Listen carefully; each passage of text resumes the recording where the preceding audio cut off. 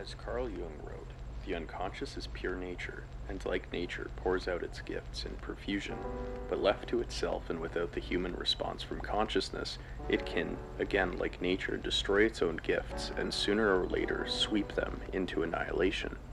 And I would submit to you that we are a lot closer to the when than most Americans, and indeed most people in the world, are willing or able to admit or to face. The level of divisiveness in our culture is becoming toxic. We don't talk to each other. We live in our respective silos. We listen to these podcasts. Those people listen to those podcasts. We don't vote for the same people. We don't think the same world out there exists that way. Our morals, our culture are ripping us apart. That's one side. Very different from the way older societies understood themselves to be living with nature, not dominating nature.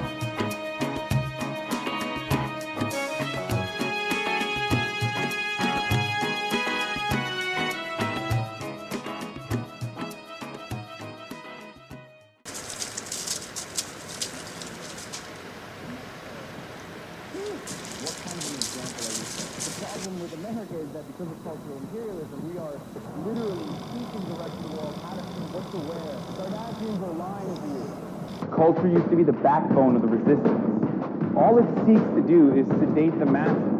Culture now seeks to appeal to our primal urges, our base needs. We're now in the age of mediocrity.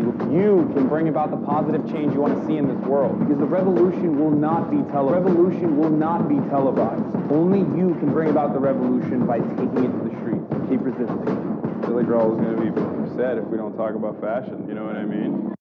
Here Hassan demonstrates, there's a sort of cultural war going on, and nowhere is this battle more apparent than in the space of the online left, where you see kind of a colorful cast of personalities and characters offering a wide range of analysis, critique, and entertainment. The apparent growth and popularity of many of these figures suggests that the online left, in terms of numbers, has been quite successful. However, some, including myself, have put into question the extent to which this space offers real organizational potential and real political engagement. Does online politics transfer into the real world? Is there a meaningful difference between the two? And does the infighting within online politics hinder the movement in some way? There's also the issue of the contradiction, in the sense that many people in the online left have to use the technologies of capitalism in order to critique the system. Above all, I want to ask, is what we are doing here on this space useful? To know if the online left is useful is to first define what the online left is, and also to understand what sort of needs we are striving for, perhaps collectively. In this sense, we don't really need to philosophize too much here. For purposes of simplicity, I would argue that politics exists in the arena of needs, and it's simply an attempt to understand which needs are to be met and how. All we need is as much intersubjective agreement as possible, and then to do something with that. At the end of the day, and I really hope you internalize this, you got blown the fuck out. And it's not because your points are bad, it's because your points are bad and you're stupid. A few months ago, I made a video exploring online politics from my own perspective. I asked myself broadly if what I am doing and if what others are doing in the online left is useful in making the world a better place. In the end, I reached the cynical conclusion that it wasn't enough. The online left was not being as useful as it could be. I felt like this space was placating my own idea of true political change. And, to my dismay, some large streamers and many from their communities felt that my video was myopic, self-destructive, nihilistic, and pretentious. I felt misunderstood, incompetent, attacked, and just plain stupid. And also maybe I went about it the wrong way. In a brief moment of optimism, I saw Vosh, a strong critic of my video, explain his own grievances and wishes for the online left and its audience. I think the key is understanding that through all the disagreement, fighting, and personal bickeries, there are things we can focus on to productively move forward. You know, the key here is that it's a political space, not a social space. Disliking people in a social sense, thinking they are rude or boorish or even have some bad opinions, doesn't prevent you from working with them on issues of critical import. I only hope for a future in the online left where there's a little bit more constructivity behind all of it, because I feel like we're a bit lacking in that regard. You need to have the right people in office, even for radical change to take effect, unless you're speaking to some kind of genuine revolutionary sentiment, which, you know, good luck, I guess. It doesn't really seem to be the environment we live in right now. Doesn't seem to be a realistic venue for change at this time. I really think we should focus on the avenues we have before us. We're talking about electoralism, which is of course vital, but I think that at the fundamental, like, personal level, so often it's about convincing a person that what they can do can make a difference, like on any level. It is remarkable, especially at a local level, how much single people can do. After watching this, I felt that maybe I had simply failed to communicate my point, as his message was pretty similar to the one I reached in the video. And I think a large failure of this communication came down to my presumption of others' views and an absence of communication. So I reached out to Vosh, explaining that I think his views on the online left were actually quite similar to mine, and that I would like to talk to him in order to better understand his own perspective. Now, his response was interesting. He expressed regret in his tone for how he handled things, described the weight of his audience's expectations, and expressed a surprise at my lack of hostility. This email already demonstrated that this whole non-confrontational approach was somewhat alien in these spaces. I've since translated this needs-based approach to talk to many other people engaged in this online space. The following video is a deep dive into understanding the online left from the perspective of those who have engaged with it. I've interviewed politicians, streamers, content creators, and critics of the online left. Do others see the online left as useful? Does the space even exist? In order to find this stuff out, I need to get out of my own head, and I need to talk to other people. And this is what this video is. And then trying to change the way and He's doing the Gamergate thing. He's doing the, like, SJWs infiltrated our media, and they're trying to... Firstly, I needed to make sure I was collecting a comprehensive, holistic sample of people that have engaged in the online left. Now, setting aside any sort of personal disagreements or grievances I had with these people's opinions or content, I kind of put that aside and I reached out to as many creators, politicians, critics of the online left as possible in order to kind of have a overarching view of what this space means. Here are all of the creators that I reached out to, and here are all of the creators that I was able to talk to. Now, I was really only looking for people's emails, so if your email wasn't in your channel description, I'm sorry I couldn't reach out to you. And anyone aware of drama would also be aware of the fact that a lot of these people have not gotten along before, and I just want to use the space here to say that just because they are included in this video together, this doesn't mean that they're all coming together necessarily, and I'm not trying to unify the left. I'm genuinely just trying to get outside of my bubble and talk to as many people as possible, and the inclusion of these voices doesn't necessarily mean I agree with everything they say or everything they've done in the past. I'm really just trying to get an idea of what they think of the online left and what sort of things they need in terms of their own platform and intentions. Oh, well, here's the thing. You've got to keep in mind, people always love to insult the way that I This is a look. classic example of what happens when your father doesn't pay attention to you. And how did I go about interviewing this group? The last thing I wanted was to initiate the same sort of mudslinging and drama that the online left has been criticized for. At the end of the day, I simply wanted to understand the needs of others. This is where I happened upon nonviolent communication, an approach to discourse that values the understanding and expression of needs over the attempt to simply end disagreements. NVC assumes that all human beings share the same needs, such as the need to be understood, the need to be creative, the need to feel loved, and so on. From this, all actions are simply attempts to meet needs. Violence comes about when we feel unable or are unaware of certain needs not being met. I would argue that a considerable amount of online discourse falls short of being nonviolent and usually involves a great deal of persecution, inflammatory characterizations, and evaluation instead of a discussion of needs. What are the steps to nonviolent communication? Without using evaluative words, what are we observing about the situation at hand? There should be no generalizations here, as generalizing, more often than not, combines observation with evaluation. The second step is to now tie the observation with feelings. How did what you observe make you feel? These feelings should not be communicated as thoughts. I think this is really dangerous. I think this is amazing. Rather, the person should ideally communicate how they specifically feel about what is being observed. Feelings emerge from when our needs are being met or unmet.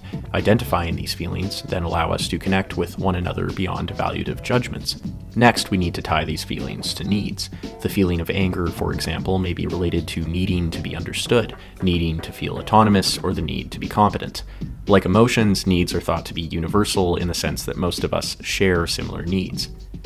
Finally, through looking at each other's observations, feelings, and needs, each party should be able to now make requests. Requests are clear, positive, and concrete calls to have needs met. This is different from demands, where hearing the response of no will trigger an attempt to force the matter. If a no is received, the individual should not give up, but rather inquire as to why the other party does not want to say yes. In my emails I sent to these creators, I asked the following, with some slight adjustments depending on their position. Here are the results.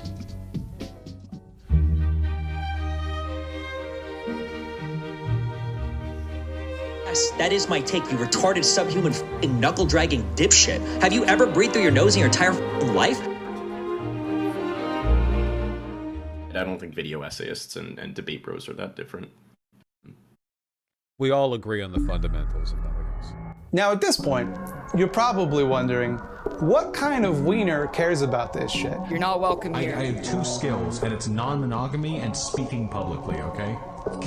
Do some f***ing research. Fart huffing, complete ding-dong. Put squid tentacles in the chat for how many calories you were denied as a fetus. Like a guy who just doesn't have a fucking brain in his head. Firstly, I asked, what are the general observations they have on the online left, including whether or not such a space even exists. This involved defining the left in general.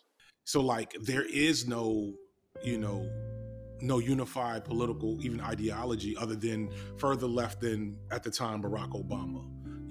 I always make the comment, starting at Bernie Sanders and then moving left. By the way, when I mean leftist, I mean proper hard left. I mean that you are a dedicated anti-capitalist and that you have a understanding of what various socialist systems entail, and whatever you end up picking, if you're a syndicalist or an MLM or whatever else, doesn't matter. As long as you have a fundamental understanding, you've studied it, and you can present your arguments in a nuanced and accurate way, then you are legitimately a leftist, in my opinion. If you're a lukewarm social democrat, you're not a leftist. You're just somebody who wants capitalism with human face.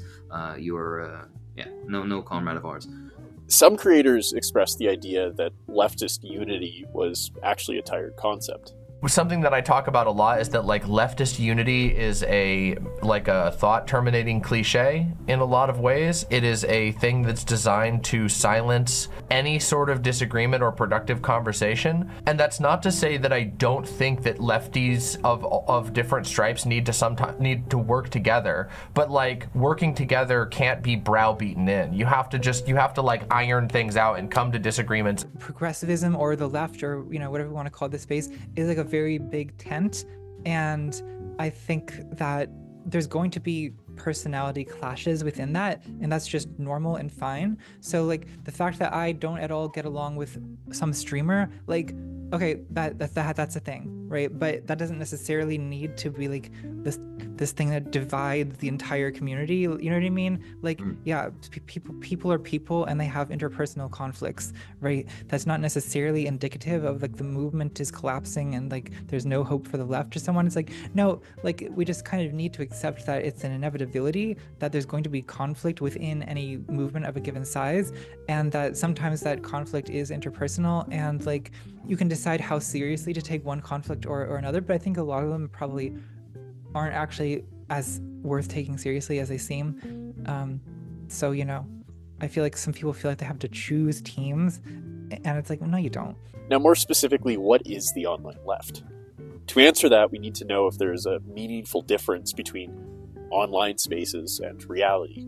Some saw it as separate. But I don't do anything like politically like meaningful, like that's actually sort of concerted political actions in the interest of sort of the collective or of people.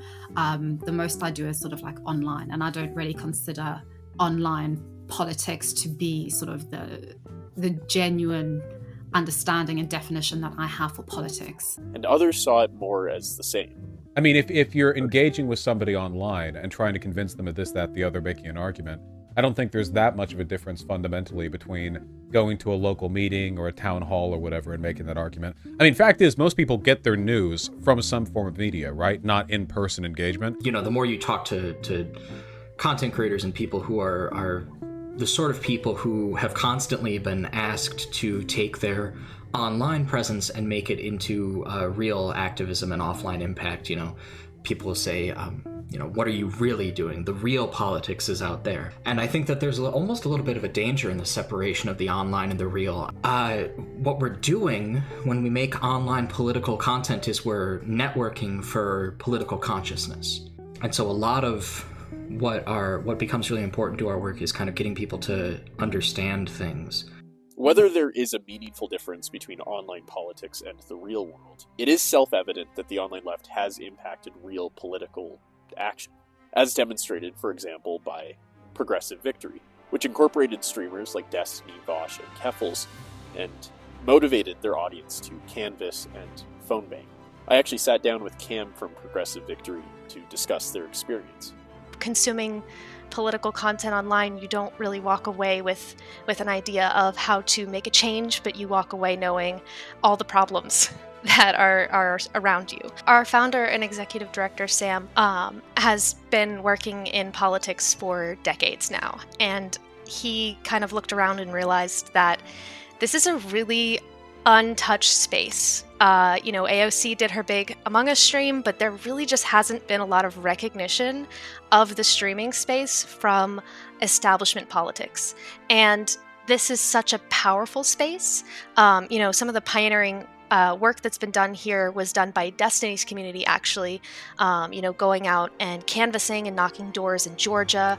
The response that we saw to that canvassing, just hundreds of audience members flooding out and going to knock doors, and a lot of people's first time ever getting involved in politics, was a real demonstration of how much potential is just not being recognized and left on the table. Now, those who were more antagonistic towards electoral politics still saw the space as effective in terms of agitation and education.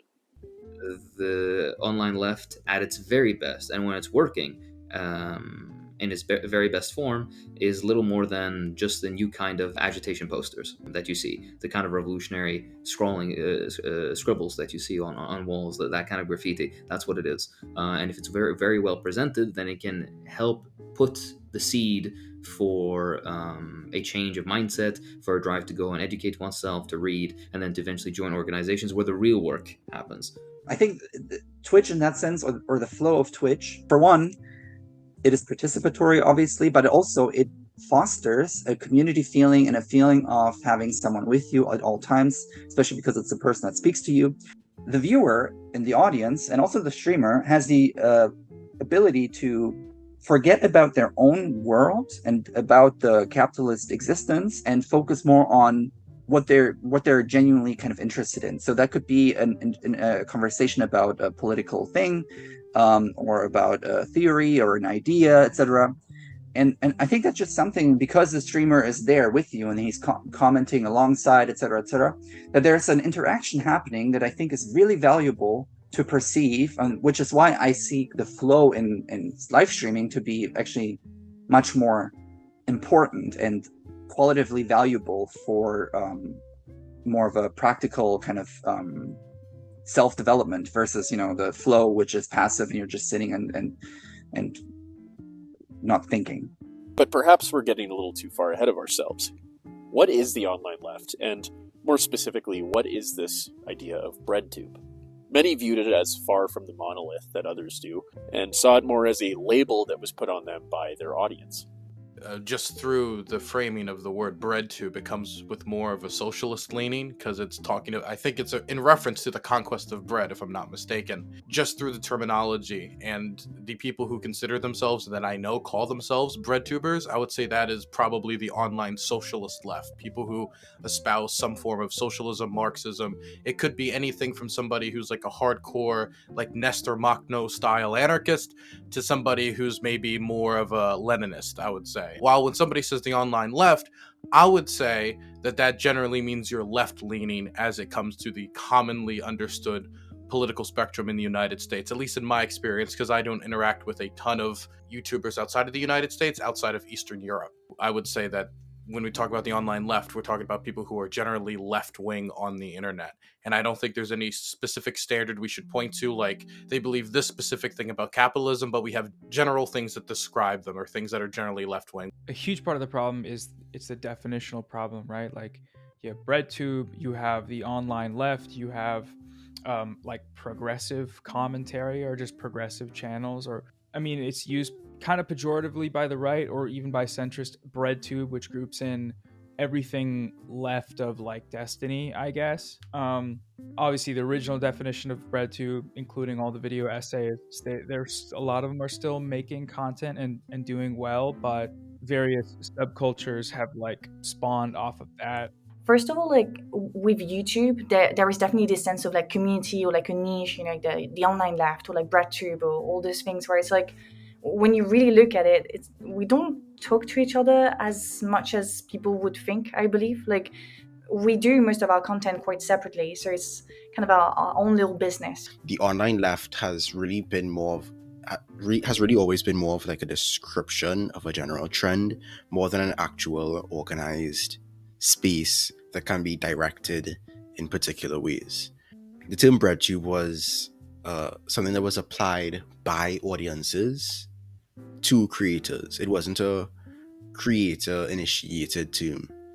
Well, for one, a lot of the bigger breadtubers never really liked the term breadtube. They didn't appreciate it. They just wanted to do their own thing, and it got turned into this whole point of critique. It's like, oh, these breadtube creators aren't doing this or that, and it's never what they had intended. I think the creators are all very nuanced and different, not just in the things that they focus on, intersecting identities and things like that, but also just the way we go about speaking about leftist quote-unquote issues. Other people have categorized me as leftist. I've never actually blatantly been like, I'm a leftist, progressive, Marxist, feminist, blah, blah, blah. The labels don't really matter to me, because I know I'm constantly learning, which leads me to the audience part of everything. I think the online left, in terms of the audience, definitely has a set of standards and beliefs that they have of what a leftist should be. I gave, I think, my most full thesis in my LeftTube Has a Drummer Problem. In that video, I speak to the folly of thinking of breadtube as anything more than a crafted or a manufactured kind of what I call it, target audience or marketing sector. I can't remember the term I used. But basically, I point out that, the original, breadtube juggernauts, they did not organize around any political action or intention. if there's anything that holds these different like online spaces together, I don't think it's more a matter of ideas or ideology. It's more just like the audience and algorithm putting groups of people together to talk with one another, whether that's like a Reddit community or if that's an audience of people who watch certain YouTubers. It's mostly just the algorithm putting groups of people into bubbles. Well, I guess the first observation I can think to make about what's called the online left is that, at least on YouTube and on Twitch, what we're primarily talking about here is essentially a fandom, right? It's not an organized movement. It's not really even that politically mobile at all. It's kind of like a fan community, essentially, that revolves around certain content creators. And I think sometimes the fandom gets a little delusional about what it is. I don't think it has to only be a fandom, of course. Like, I think there is a potential there for people to kind of, organize within those spaces or meet other people. It was like labeled onto them, and they found themselves like, we're all standing in a room now and everybody talks about us like we're a collective, even though we might not actually even know each other. I think that can be an upsetting experience that's sometimes unavoidable because of the way that the internet and people have genre brain and they're like looking to create a genre and to create connections. As some suggest, perhaps it is more of a social space than a place for coalition building. I think that a lot of people on the left kind of treat this space online as a social space primarily. So if you don't like a person interpersonally, the political advocacy kind of dies there. I think that a lot of it in our space has to do with that social space conflation. The idea that I might be personally unsavourable and therefore not a worthwhile political ally. Something that I don't believe. There are lots of people on the left who I consider to be personally distasteful, but I'm still willing to work with them on some shared marginal goal or interest. Like there's something of value to push for there. And that's not always fun or cool or whatever, but it is how we win. I also observed a common criticism that drama and infighting characterized a lot of the interactions and content in the online left. I think that infighting just really fits into our time. I think with the left online, they feel like they're doing something when they're not actually doing anything, because there's so many emotions and so much energy being exerted into all these little fights about everything from like the Israeli-Palestinian conflict to like using the correct pronouns or what have you. It feels like the lunch table politics assumption is also self-fulfilling, where if you see everyone operating on the assumption that it's really just whether or not you personally like or dislike someone, you fight, you bicker, you disengage, whatever, that's the whole name of the game, it kind of guarantees that it's always going to play out that way. I feel like I should make an effort to move away from that, but I don't know what deliberate actions I could take to do so. Because you can't just start reaching out to people and be like, oh, I know that there was a previous assumption of mutual antagonism, but I'm now happy to work with your audience. And I'm talking to somebody who doesn't even do any kind of outreach, so there's not even like a mechanism by which that could happen. It feels like a virtue signal, There's stuff that I would go that doesn't even that I don't even consider infighting anymore. Stuff that ends up being like explicit harassment. I myself and my partner, who I mentioned before, have experienced that to an extreme degree, where I've had people obsessively target my platform and basically spend all their time trying to make sure that I can't continue or can't grow, often for completely fabricated reasons. And I guess that's what I'll say on infighting. I think it's very complicated, that it's to a certain degree natural, and that we should try and cultivate doing it in a way that is as productive as possible, when possible. The bigger flaw with the space is not that so much that we're not progressing people, because that's sometimes a lot bigger than our capacity, but what we are doing is creating resistance. We're creating barriers. We're slowing people down. We're holding them back, I think, with our bullshit. And I want to be clear, like, so much of the bullshit I'm talking about is stuff I participated in at one point or another to some extent. Probably not the extent that people think, or an extent that I believe would have been possible had I not been targeted in some ways, but definitely participated in. And then it's like, once I caught on to like how that not just affects me and like my own personal well-being and the channel health, but also like, this is wasting people's time. This is distracting people. This is pushing people away from these politics. Another observed feature of the online left was the use of capitalism to promote anti-capitalism. One of the critiques I've continuously seen from the left and the right, and from the center, honestly, is the sort of contradictory nature of that consumer content genre while branded as anti-capitalist. And again, that's another varying needle, because a lot of creators will use their platforms for fundraising or just awareness, and they'll shout out organizations and things like that. But that the biggest creators, it's very much more focused on the product, which again, I love all these videos. I think they're great. They're super compelling. They make me think in all these different ways. But in terms of the material relationship, there's no skirting around that. And I think most of the people associated kind of are very sort of aware of that. Their content is largely putting out prescriptions on the world that they themselves do not abide by at all. And sort of the things that they critique about society are ultimately how they are making money, how they are leading their lives. They sort of critique capitalism. Some are very starkly anti-capitalist, are anti-America or anti-American foreign policy, but just anti-American in general. But they live in the United States, they sort of thrive in the United States. Their life and how they lead their life and how they do life is very different to what they are telling others to do with their lives. As far as from a making a living perspective, YouTube's kind of got the major upper hand, and I don't know how we fix it. Some people, this was something, there was a cycle of discourse that has returned. Back when Twitch politics was a thing, there was this concept of should streamers form a union? And I kept going, people would talk about it for hours without realizing that you can't unionize in the same way. You're a contractor. There's no union, there's no laws that allow you to be able to create a union in the traditional sense. The livelihood thing does put us at a spot where it's there's always going to be that risk. There is always the risk because of the very default of the platform that people's livelihoods are staked on their channel success, that there's always a perverse incentive there, and it is hard to overcome. I think we just have to get as creative as possible and recognize it as a danger of the playing field. Because of the way it's structured, it's generally one person or a brand that is at the center of a channel, and if things go bad for that, it could really ruin somebody's life. It could make it so that they and they have their survival staked on that. And that does put a certain limit on what can be done with the platform, but I don't think that it's a total wash. Yeah, and capitalism is very effective at selling you your revolution at a markup, right? So I do think that that's also something to be aware of, especially when we're talking about the space as a fandom. Is this just a consumer subculture of, digital content creation?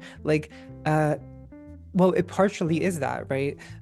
So that's part of what I mean when I say that can't be the only thing you do, because, I think that I'm not sure that quite rises to the level of politics if that's all it is. Finally, how did these creators see themselves? Were they influencers? Even defining influencer proved to be quite difficult. And so I think it's way too broad of a term, because a left-wing content creator on YouTube who's doing long-form video essays is so different than a left-wing content creator doing content on TikTok. The length, the style, how much information you can get in, the information space, the culture on these platforms is completely different. And so they're all influencers, but that covers the entirety of left-wing content creation on the internet, period.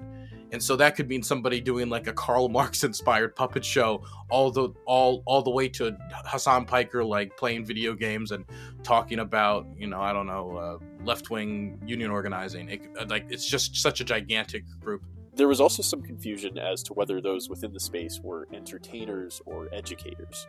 Really, when you look at it, it's about getting people's attention, using whatever is trendy, whatever is, and then bringing value, adding value to that, adding some education, some contextualization, historicizing things. So it's really all about that for me, the online left as it exists on YouTube. But I guess maybe out of laziness, maybe because, you want to get money as well, because like this is for a lot of us, this is our job. There's also this element of very reactionary element. But it's very rare that like on this medium that you're going to be anything other than an entertainer first. And I don't think that's necessarily a bad thing. It's a role. And so I try to keep that in mind, and I try to remember that like I will talk about serious issues, but at the end of the day, my role is still mostly as an entertainer. I don't know, in the late 60s, like how many people who got involved in like anti-Vietnam activism, like, for how many of them did this start with like Jimi Hendrix or like Woodstock or whatever, right? Like, I do think that there's a kind of, connection between culture and political activism. But I also want to emphasize that like, I don't consider what I'm doing to be like activism in any direct sense. And I think that sometimes people think that by participating in a fandom, they are doing politics. And I'm not always sure that's the case. Regardless of whether you want to say that what a streamer is doing is political advocacy or if it's entertainment, I think that kind of diminishes the power that is in entertainment. People form bonds to these creators. Non-streamer related example is we saw Taylor Swift making a call to action to her fans to go get registered to vote. And the response to that was immense. Taylor Swift's not really political. She sings songs, she writes songs, So I think that, regardless of whether you want to label the content as political advocacy or just purely entertainment, there's still a lot of power that exists for an influencer to direct their audience.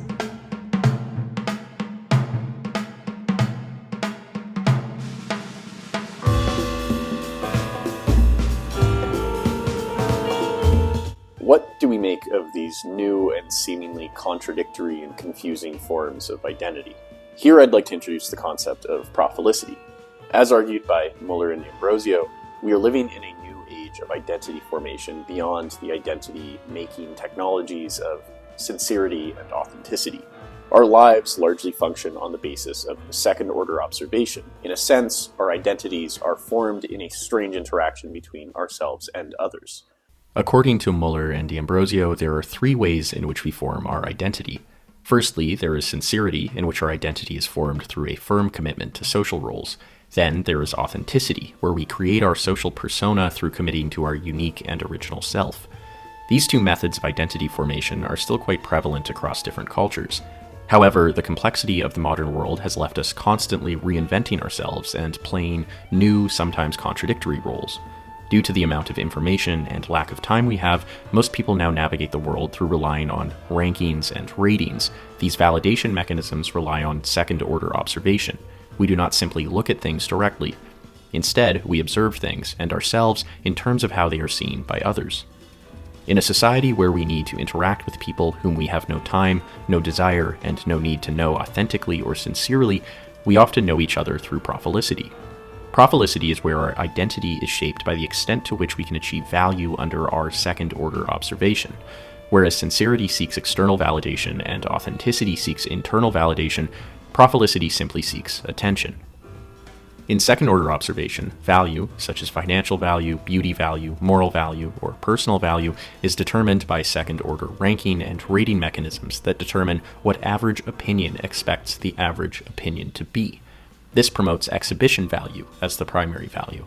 One's identity then derives value so long as one successfully presents their profile for second-order observation mechanisms to verify it. Likes, views, Twitter threads all function to determine the coolness and excellence of one's profile. So, what is a profile? It is a curated self-image that is not just seen, but seen as being seen. And how can one successfully curate a profile? What separates the Voshes and Hassans from the smaller streamers? There are the three core aspects central to a successful profile. For one, there is quantitative attention. How visible and distinct is one's profile? Secondly, there is qualitative acclaim. In simple terms, the profile has a certain coolness to it. Perhaps you are an expert in debates or possess some attractive physical qualities. And finally, the profile has to have normative approval. To do this, profiles must have coherent ethical expectations. In the domain of politics, this means that the profile expresses the correct opinions and takes generally expected stances. The recipe for success, then, is a profile that achieves attention, acclaim, and approval. I also sat down with the man behind Profilicity, or one of them, Muller, who has his own YouTube channel. And I wanted to discuss his own views of the theory of Profilicity in terms of the identity of online left-leaning creators. But I think there is this very strong still connection between politics and what I call identity work. It is just neither working on the basis of sincere identity, and therefore politics are no longer sincere. It's also not really based on authentic identity, and therefore politics are no longer authentic. It's based on prophilic identity, and therefore we now have profile politics. And that is something that is the case both for the left and the right. It doesn't matter which kind of politics. Politics is, and especially, of course, again on social media, if you do politics, it's also driven by the desire to profile yourself. Now, one thing that came up a lot was how audience expectations and how you see yourself being seen by others could affect your moral behavior, what issues you decide to focus on. Plenty of cases where people clearly want me to just tear into a video and I just ignore it. I try not to let the audience's expectations taint my perception too much. I mean, obviously, it's not completely avoidable. We're all social creatures. No man is an island, blah, blah. Obviously, even if my decision-making is, like, purely self-controlled, like, even if I'm fully on the ball when it comes to what I believe and how I handle what I believe and all that crap, there's still the problem that, like, there's a selection bias in the content that's actually shown to me, right? Where the audience will still, like, maybe disproportionately show me certain types of content. As Beyonce's husband once wrote famously, "Is pious pious because God loves pious? Socrates asks, whose bias y'all seek?" In other words, is something good because God finds it good, or does God find something good because it is good? Similarly, is a certain political view seen as good because a profile endorses it, or do certain profiles endorse political views because they are seen as good? Simply put, under the idea of Profilicity, it appears to be both. In Profilicity, as in sincerity or authenticity, identity and morality can merge. The more prolific credit or identity value I get from the general peer for a moral cause, the more important it will be to me. Now, whether the creator authentically and intrinsically cares about the issue at hand is a secondary concern, when compared to how the creator sees themselves being seen by others. The way some people view me is not the way I tend to understand and view myself. It's a very depersonalizing thing to have these platforms, especially in this space where we are touching on like a nerve center of a lot of people. Like we're touching on stuff that people are passionate and sensitive about. So to give them grace, I have a responsibility to do something to take the pressure off that nerve. So if me saying free Palestine, ceasefire, etc., takes the pressure off the nerve of some people a little bit, then, maybe I should do that. Now, this is neither good nor bad. If anything, Muller observes that any attempt to market yourself as authentically one thing or another is kind of paradoxical. Simply put, those within the online left are simultaneously entertainers and educators, profit-driven entrepreneurs, and advocates of socialism.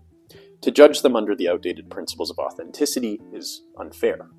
The solution to this is not to become more authentic or to insist on your authenticity, because again, that's impossible if you're operating in an online space. It's just more kind of honest or theoretically reflected.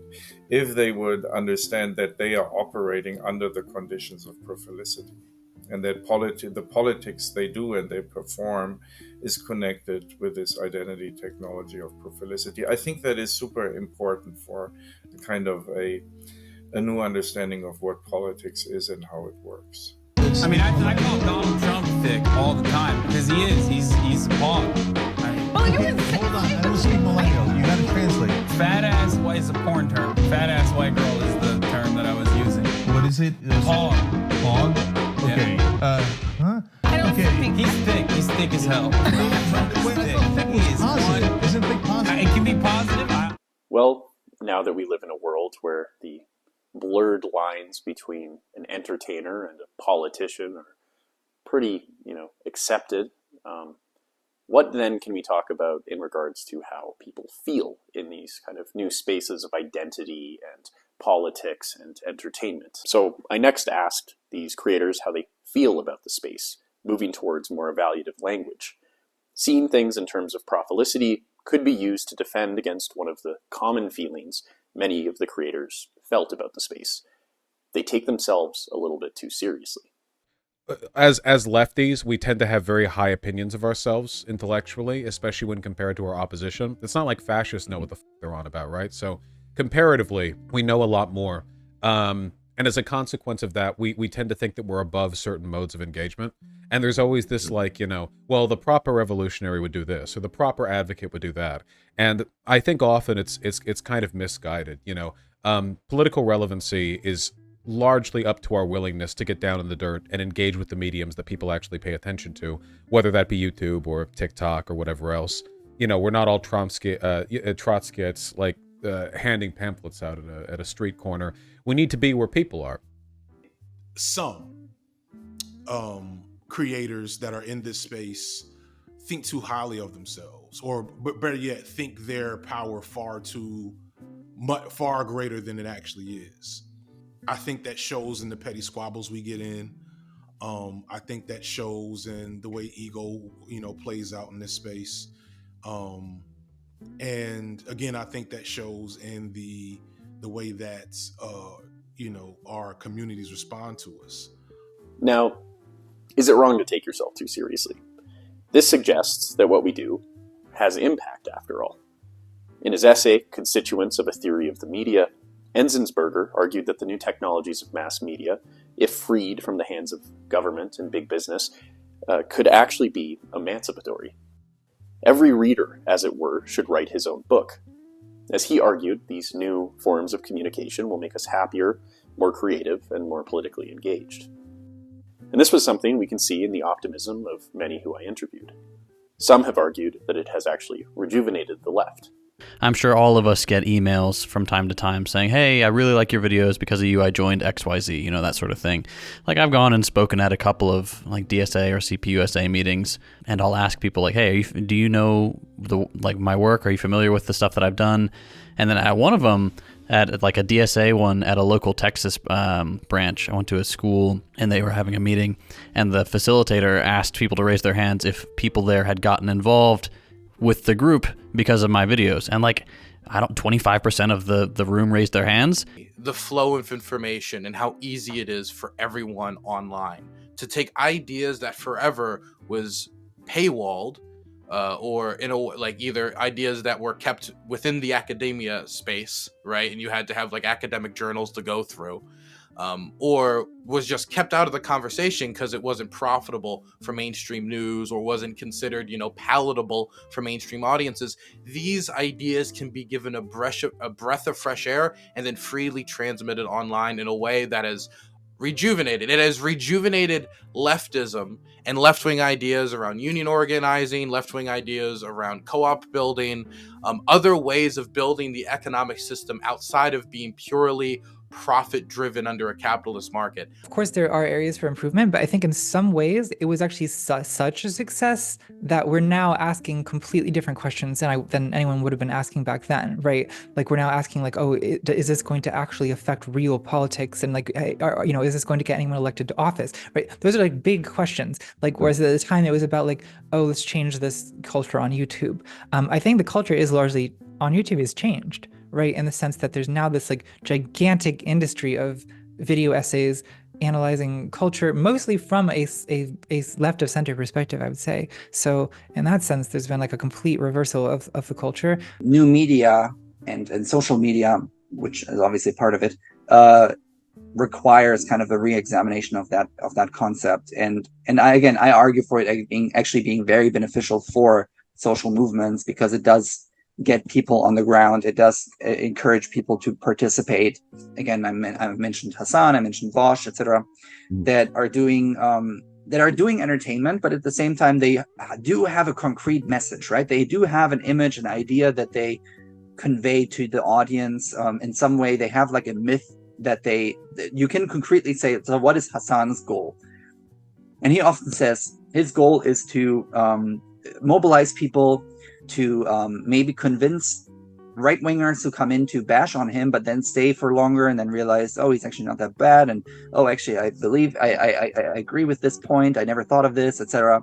He has many cases where he mentions, people in his chat that are saying like, oh yeah, I used to be like a Nazi, and now I completely changed my ideas and my goals, etc. So in that sense, like, I think that his streams are really strong, right? I'm not saying it's the entire time, but it has these instances where it's extremely strong. And here, perhaps, Enzensberger was correct. But then came cynical old Baudrillard, who criticized his idea of these technologies of, ever having the potential to be emancipatory. As Miller and Ambrosio write, his main point was that even a liberated mass media would not bring about a free and equal society where everybody would interact productively with one another. To the contrary, in mass media, everyone was taking part in a mass exercise of speech without response. Instead of this beautiful online space of cooperation, debate, and creativity, we could find ourselves instead with everyone being awarded with their own monologue and with very little dialogue or constructive communication. According to Baudrillard, we became more alone together. So if people perceive some initial threat, obviously it'll increase the likelihood that they're initially defensive or won't want to get engaged. Or people will think, oh, well, he's being nice now, but if ever anything negative happens with him, he'll turn the dogs on me, and then it'll be 6 months of protracted drama. I do think that it is very frustrating to be misunderstood, and every once in a while I get these very jarring experiences where I'll see somebody out in the wild, on Twitter or whatever, who dislikes me, and they will dislike me with a passion that I reserve for the love I feel for a partner. It's something I'd like to put to rest, ideally. Obviously, it's not really possible, because if you dislike a person, then everything they have to say gets framed in a negative light. If I say, oh, I'd like to put all this to bed and get along with people, or I may feel wronged by this disagreement, but that doesn't matter. We're going to work together on this. For a lot of people, it's he is snakishly trying to avoid culpability for his crimes. The audience is also drawn to what is reactionary. This is what drives clicks, boosting one's profile. Unfortunately, this also compromises the very authentic creativity and productive communication that Enzensberger was hoping for. Maybe out of laziness, maybe because, you want to get money as well, because this is for a lot of us, this is our job. There's also this element of very reactionary element that sometimes we have to do that sometimes, because you want to get some attention, but at the same time it's kind of betraying our core values, which is all about education, critical thinking.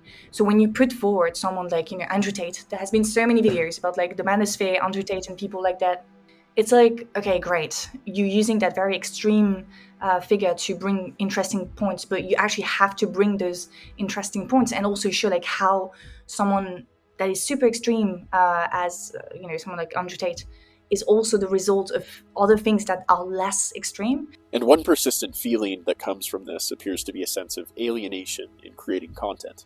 I think there's for sure a level of wanting to do good generally, or wanting to succeed that drives that. But in terms of the material analysis of it, it's very immediately whatever value or feeling that's there is just incorporated into the system. And so as it's changed and evolved, I think that the critique of all the larger channels is that the needle moves slowly more to the center, or slowly more to just broad progressivism. And I think it doesn't have to happen, but I've definitely felt that pressure when I'm deciding on how to talk about something, or what I want to cover. I'd say the cases in which that happened, or I felt I could have done a better job, it's mostly when I see a trend online and I'm I need to talk about it. So I need to find a concept to attach to it. I need to find a cool philosopher I can talk about. So that's usually what I do. And usually it never ends well. I always end up not really liking the content, because I need to produce it right now and I need to take advantage of that trend.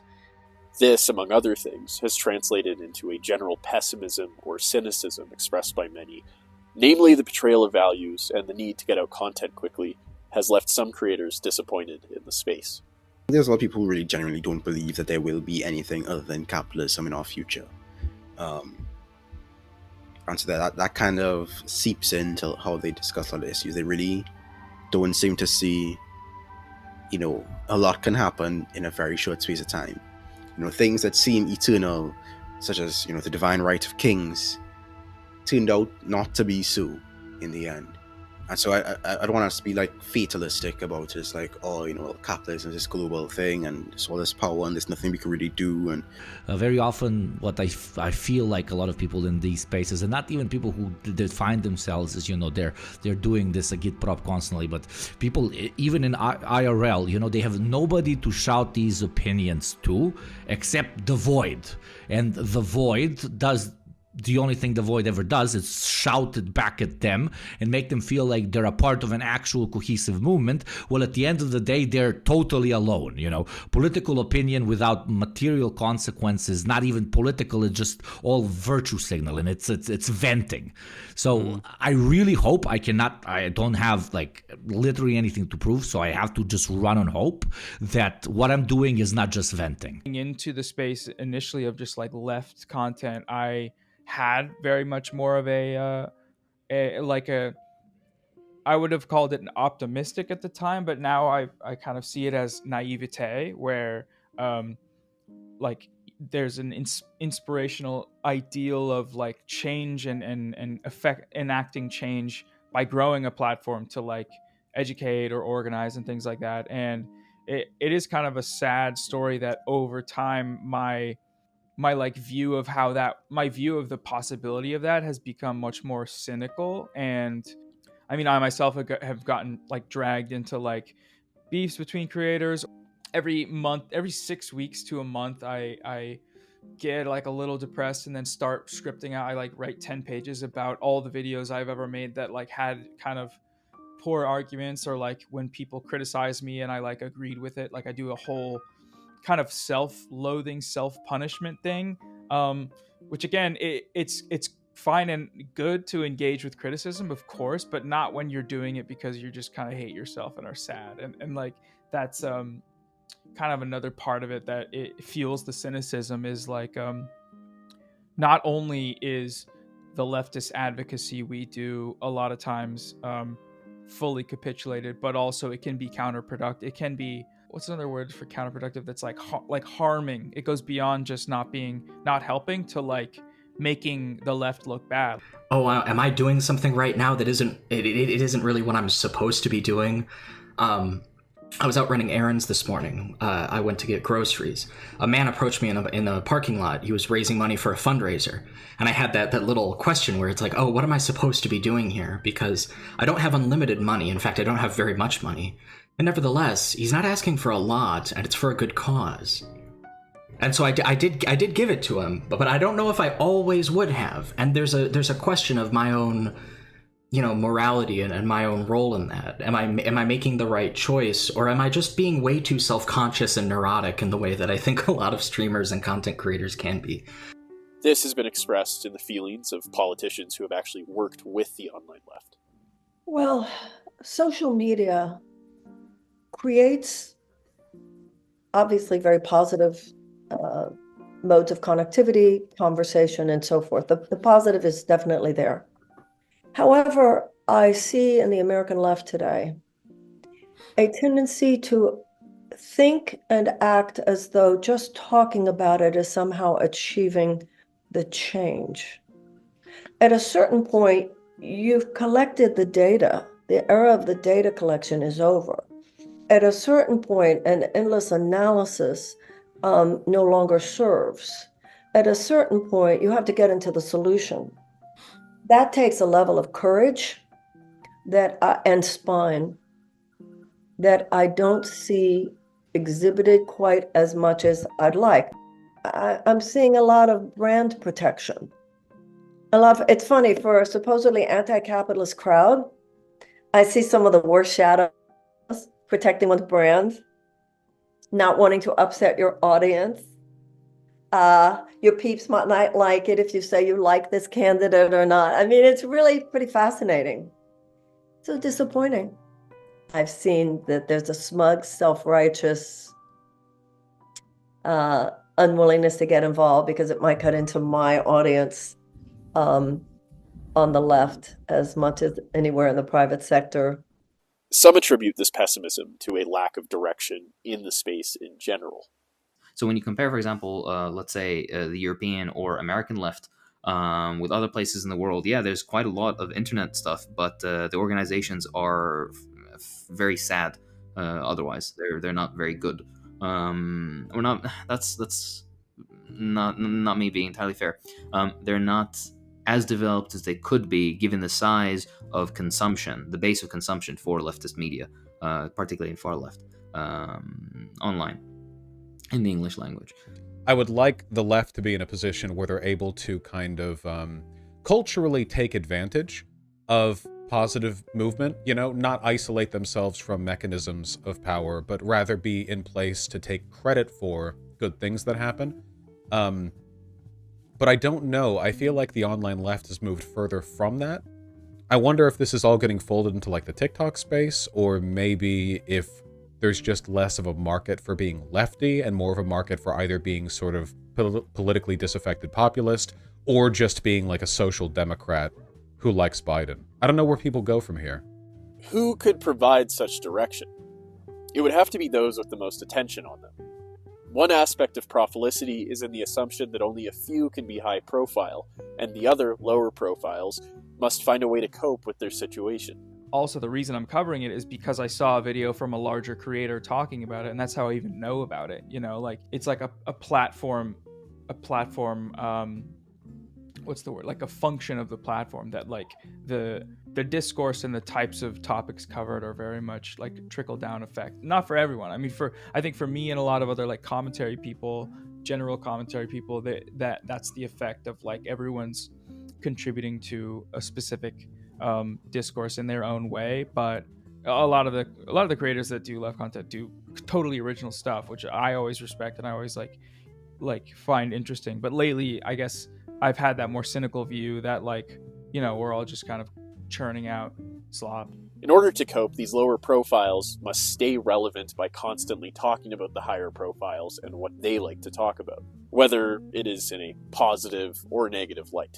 One could argue that productive intersubjective collaboration is threatened by this sort of hierarchy. It can feel like there is only enough attention to go around, as if it was, in a sense, scarce. Scarcity is simply the feeling and at times the reality that there is not enough for everybody. What is not enough could be food, money, and even clout. Jean-Paul Sartre observed this scarcity mentality as a defining feature in the failure for leftist movements to effectively organize. Most organizations, as well as the actors within them, were all effectively pushing for the same thing. Nonetheless, the fact that they had to battle for attention and resources made their relationships with each other antagonistic. Scarcity made them focus more on securing their own needs over the sort of broader collective needs that require collaboration. From this, Sartre developed the idea of seriality, when collectives of individuals stand in a relation to one another in such a way that they remain isolated from each other. We may be brought together pursuing the same goals. We may all be shopping at the grocery store, all looking for the same discounts, but instead of working with each other, conditions of scarcity push us instead to simply work beside each other, and at its worst, scarcity persuades us to work against each other. The only thing individuals within seriality have in common is what they are presently doing. Nonetheless, they move in an atomized and at times antagonistic manner. Other creators shared a sense of this scarcity and seriality. YouTubers are contractors. We are sometimes working towards the same end, but without any bridges between us.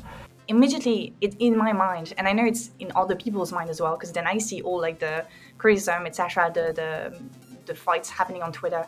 When they're dealing about the same topic, there's always this sort of, aha, she stole it from you, or they stole it from you, or whatever. It's like, oh, you covered it better than this person, or whatever.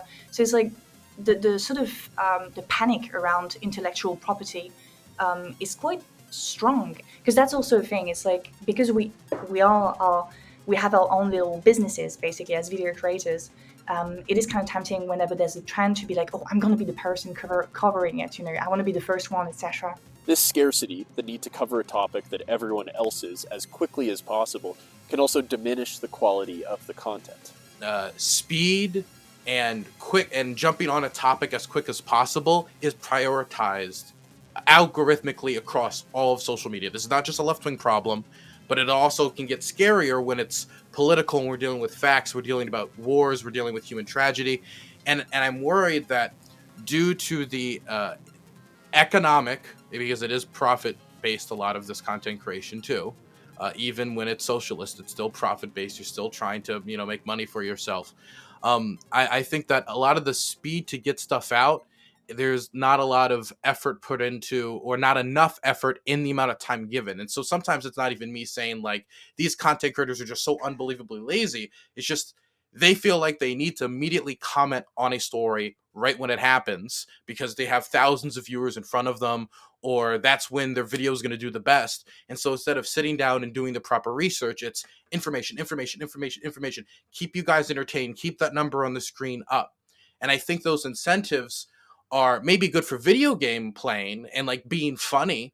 Like you can kind of crank up the humor a little bit. You can like try a little bit harder in the video game, get friends on. But when we're talking about trying to ascertain information about an ongoing war, these incentives, I think, are a real problem in the streaming space, particularly since streaming is as it happens. But not even just in the streaming space. I've seen a lot of other leftist content creators who are outside of streaming make mistakes on social media all the time as well. And I'm not saying I'm completely innocent of this. This is something that I first had to check in myself before I saw it in others, and then I saw it in myself. On the topic of misinformation, the escalation of the Israeli-Palestine conflict after October 7th, for example, has of course been covered extensively by those on the online left.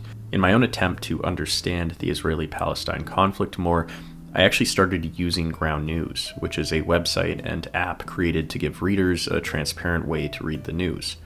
With access to over 50,000 news sources across the political spectrum, Ground News allows you to compare headlines, see who owns the source, and where the bias leans per article, giving you the complete overview of every story. Although I can't offer you better news, I will say that Ground News is definitely a better way to read the news. There's also a blind spot feature which I really like that highlights stories that are disproportionately covered by one side of the political spectrum.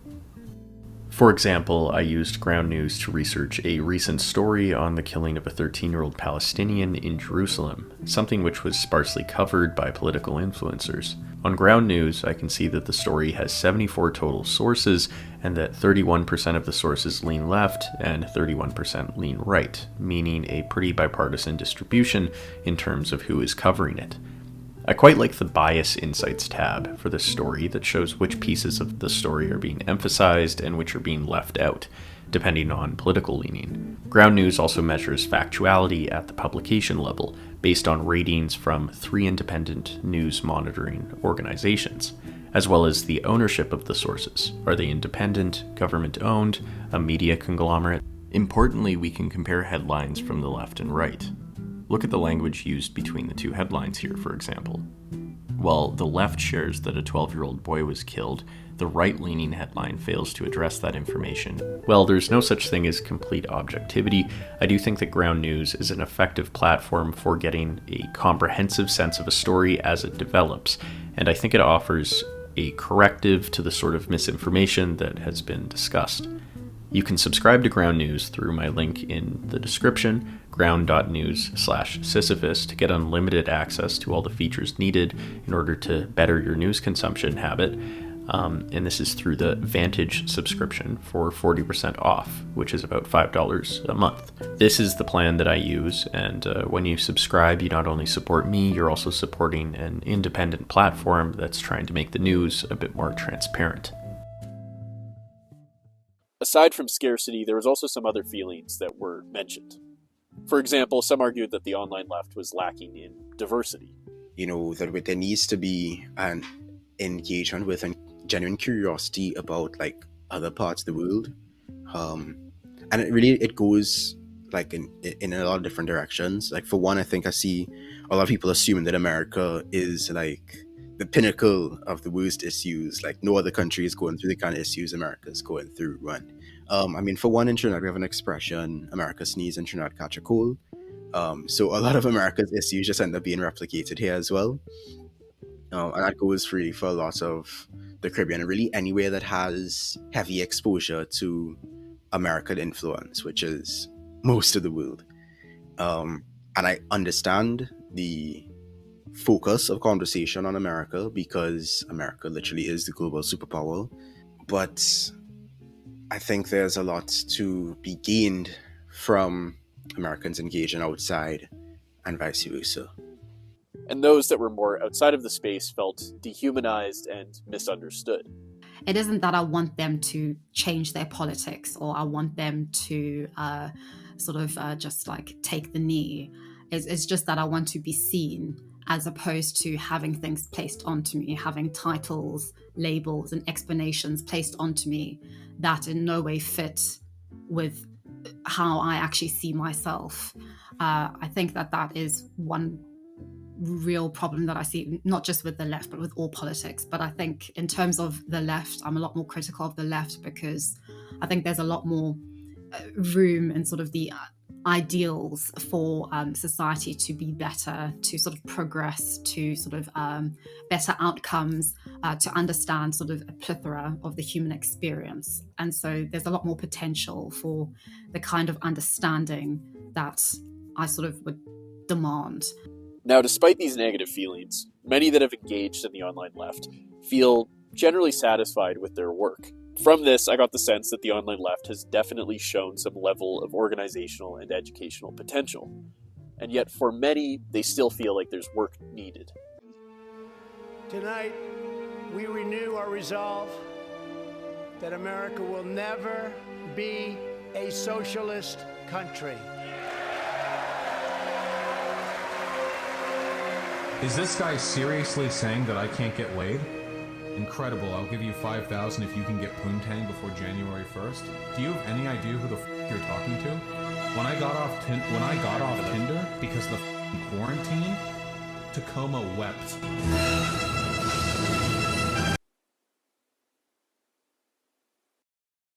Next, I asked them what they needed to feel satisfied and hopefully have some of these more negative feelings quelled. One of the most common needs was simply to see some action in the form of prefigurative politics and pragmatism. I feel as though, for all the talk about, from significant segments of the space about, wanting to see revolution, wanting to see socialism, communism, whatever, there's a sort of millenarian, evangelical Christian approach to it where it's just, someday the second coming of Marx will usher in the revolution or the new age, whatever. We just need to wait. And I'm not saying that people actually see that. That's a straw man approach to it. But and I'm speaking from an anarchist perspective, of course. But I don't think there's not enough engagement with the actual prefigurative politics, the actual building of a new world in the shell of the old that will be necessary for any sort of revolution to succeed. There's a kind of perfectionism that becomes the enemy of doing anything at all, where it's like, okay, no politician's ever good enough, right? I think of it as sort of utopian, where you kind of are hoping for this imagined future that you imagine will come after the revolution. And it's like, well, politics is about power at the end of the day. What are the realistic pathways to power, and what people are those available to? And you have to have leaders, and you have to get behind them, and you have to acknowledge that a lot of them are not going to be exactly the type of socialist you want them to be, or whatever, right? So I think that there's a kind of pragmatic dimension to politics that's not always captured in that kind of yearning for a better future.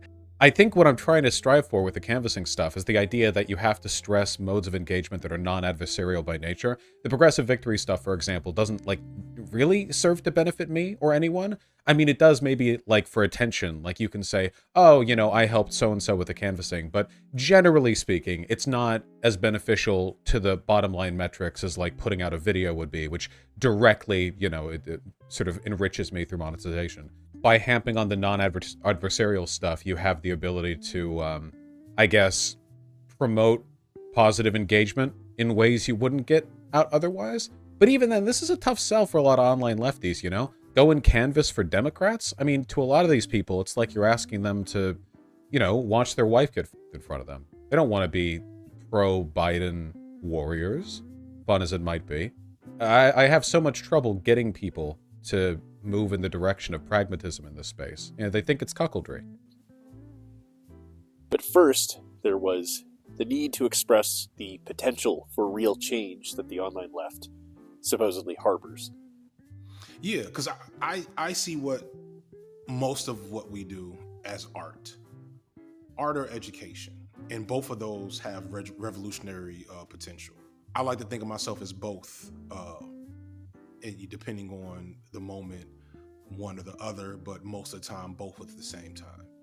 I can put the initiative, the good cause in the description, and I can talk about it in my video. But at the end of the day, only so many people will click it, but that is more than who would have if I didn't have a platform, right? And then I can introduce people to ideas. Those ideas will affect the way they engage with and view the world. I can inspire people with a turn of phrase or a manipulative camera trick / swell of music. You know, to me, some people will really only be invested when they see a proof of concept. And so we need to be laying out that foundation and showing some semblance of a plan from now. Like there's a lot of talk about dialogue and convincing people and almost like converting people as if it's some sort of religion. And to me, to that I say really, some people are only going to be converted when you go out there and show them, a library economy is possible, or mutual aid can meet people's needs, or this is the potential of a tenants union or a students union or a workers union to really accomplish certain goals. And for some people that push the Marxist idea, at least they try to introduce people to the Marxist idea and sometimes even change their minds on particular aspects of it. The main point at the end of the day, for us as people who, we talk about this with Hakim and JT many times, the poster makers of today, is if we end up actually influencing people to get organized. That's what I see as, the end of my marketing funnel of what I'm kind of doing. So if they do get organized, my alienation lowers. Unfortunately, I don't have data to back this up and so on. The only way to show this potential for many was to bring hope to the audience and other creators. A prominent need was in ending a sense of doomerism or hopelessness. Yes, there are these bad faith actors.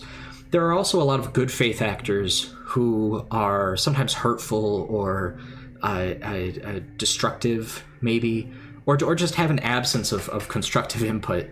But it's because they're scared and confused and they don't have the language to express something.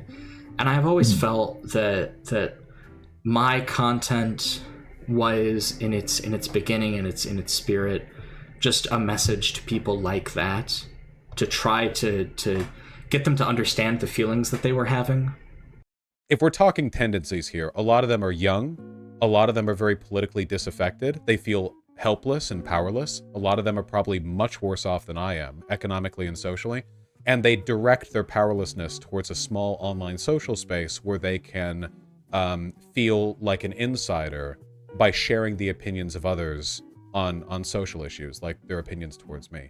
Again, I don't want to patronize or whatever, but I do think that really sucks, and I guess I just hope that through me or through some other mechanism, they're able to engage with this stuff in a more healthy way. Like, if they could phone bank or canvas or something with a quarter of the passion they have towards disliking me, not only would they get more done, in a real politics sense, but I feel like it'd be a lot better for them emotionally. That's all I want.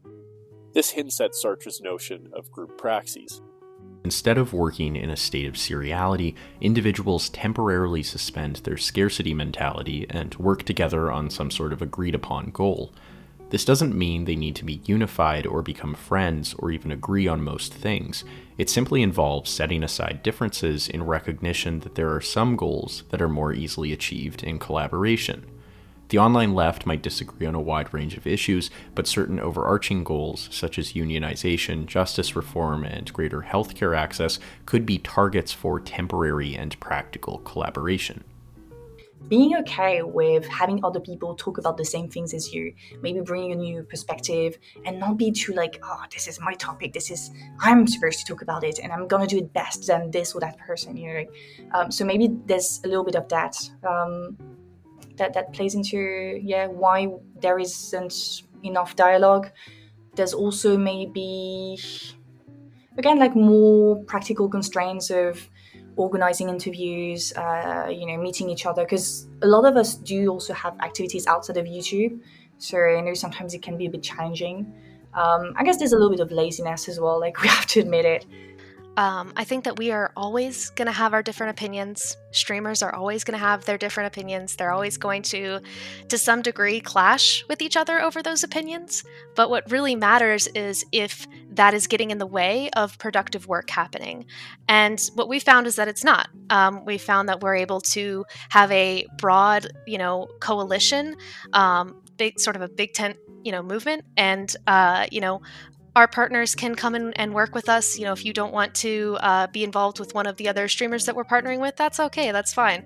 But they are aligned with us on the progressive ideals that we want to see come about. They send their audience to us, and we get the work done. I think you're kind of referencing our big event with having Vosh and Destiny come together, and we saw a lot of, a large influx of volunteers coming in from that. So, this sort of drama or infighting that I think gets a lot of times painted as the boogeyman, it can be turned into positive action.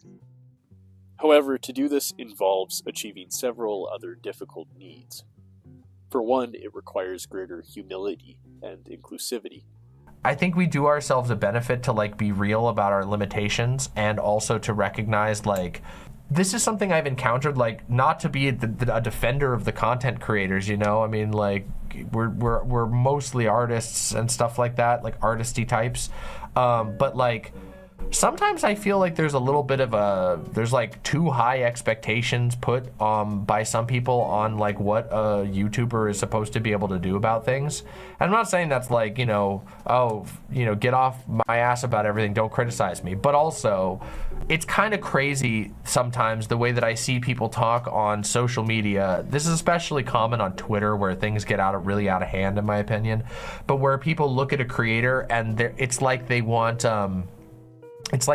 that person to be a revolutionary leader in and of themselves, and I'm like, that's just not possible. You're projecting something onto somebody who can't be that. And finally, don't take this shit too seriously. You're on you're online. If you're on Discord or Twitter or YouTube, whatever, this is not real life. Okay, don't take yourself too seriously. Don't take the work you do too seriously. As I mentioned, the very best you can hope to be is a guy who puts up a poster on a wall. Essentially, that's the very best that you're going to get across. Many argued that this also requires a greater sense of responsibility with one's platform. And I've talked to my friend Doe about having this exact struggle, where we can feel like no matter how hard we try, we're just not making ourselves understood. And it's dialectical. I'm going to start using that word more and more. It's dialectical. You see, you can blame other people. You absolutely can. And then you have to improve. It's perfectly fine to be like, that person, if they were thinking harder, they would understand me. And nevertheless, it is on me, because nobody else can put my words into my mouth, and nobody else can think my thoughts for me. It's on me to do those things. So I nevertheless have to do that for myself. The first and foremost thing is a willingness to educate oneself and to be educated on topics that they speak about. If somebody speaks out of their ass about something, then this is a person that shouldn't be listened to. Furthermore, if they make an honest mistake and you bring it to their attention and they're combative about it, or they refuse to properly learn, or they're incredibly lazy about the resources that they reach out to, if they go up and they look up a Wikipedia article and skim a third of it and then pretend that they're educated about it after the fact, this is not a sincere person. There's so much misinformation. I really care about this issue. There's so much misinformation online. It'd be helpful if I could have my own documented instances that I could show people in the space to be like, look, not only have I seen this, here's video of me seeing this. Targeting of aid workers is a real crime. And it really is happening, which we documented in Kherson, documented civilian targeting in Mykolaiv. So I think having that kind of primary sources is important, not only for hopefully creating a better dialogue in the space. We often have conversations in the space without the people affected directly by the topics we're talking about included. And in homelessness, you know, we all kind of in the United States have someone or have some connection to that in some way or know something about it.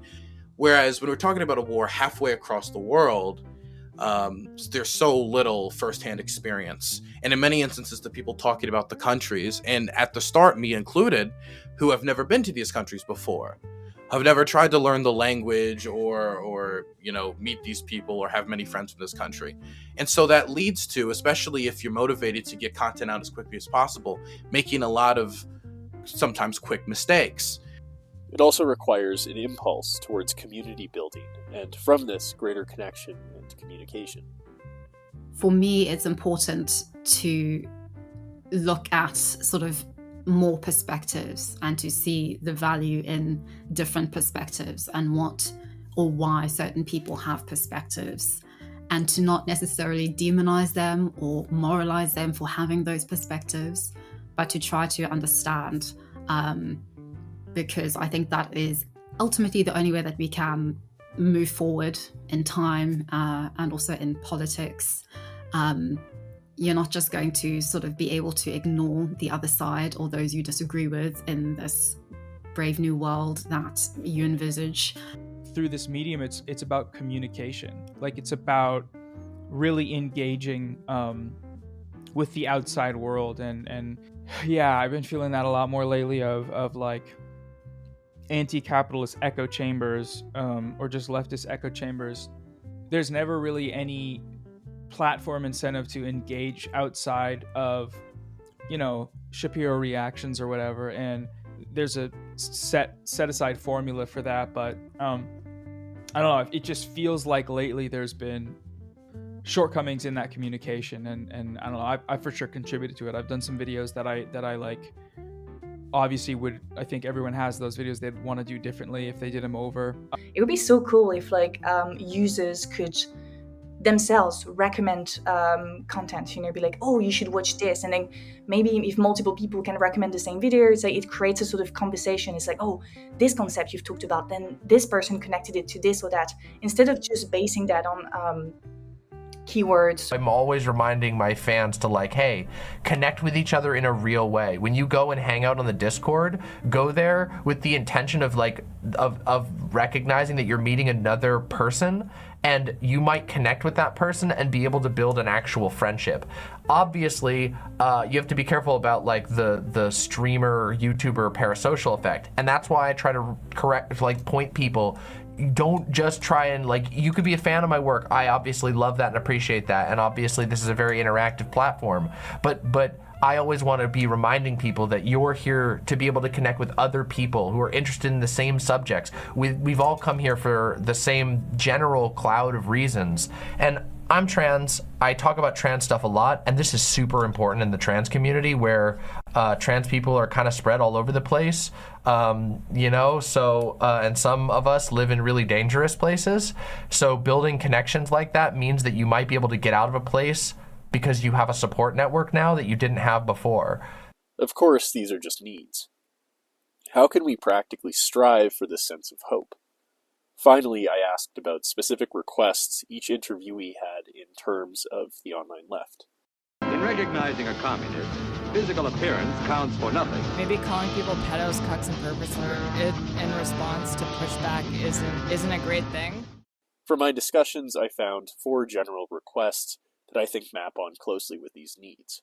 Firstly, many creators suggested a more deliberate and disciplined engagement with the drama and infighting. You know, if you've got your sheep in your little, I don't know what they keep sheep in, like a little barn, I guess, and then half of them are wolves. In the morning, you come back and you just have wolves. You know, as for every great left-wing organization that is strictly a group of people who are trying to radically improve the world and make it better, you also have groups that are full of predators and victimizers and thieves and scammers and all kinds of other groups of people. And so as much as on the one hand it might seem to undermine the long-term goal, maybe in a way resolving this is constructive to the longer-term goal, as long as it doesn't distract away from it. Any sort of drama bullshit, easy to drop it. Don't fucking, if you have nothing good to say, don't say it at all. Don't start stuff with other people. Focus on the education aspect. Now, of course, there are certain creators that don't care for this. They don't want to just educate. They want to, debate, let's say, or other types of nonsense like this. They just want to create as much clout around them as possible so that they can, get Twitch donations or some shit. When something like crops up in that line, or I have a disagreement with what I consider to be reactionary ideology, I never frame it as or think of it as like the left has gone too far. I frame it as like, well, this is reactionary ideology. And I think that difference is critical, because if you frame it in that way, you don't run the risk of having a group of audience members who think that I'm like one of the good lefties by being willing to, quote, call out that bullshit on their side. There's always a big risk, and you're in trouble when this happens, which is when, like, if you correctly criticize a person on the left and then you see a bunch of conservatives being like, heh, based, you got him. And it's like, whoa, you're worse, get away from me. So a good way to avoid that is to like not frame it as internal fighting or like infighting or whatever, but rather as like an identification of these tendencies. But you also have to compensate by appropriately framing these issues. We stick to the receipts. We don't jump into speculation. If we're speculating on something, we need to be very clear about that so people don't run with it. And we should avoid doing it altogether. We should stick with the evidence that's available.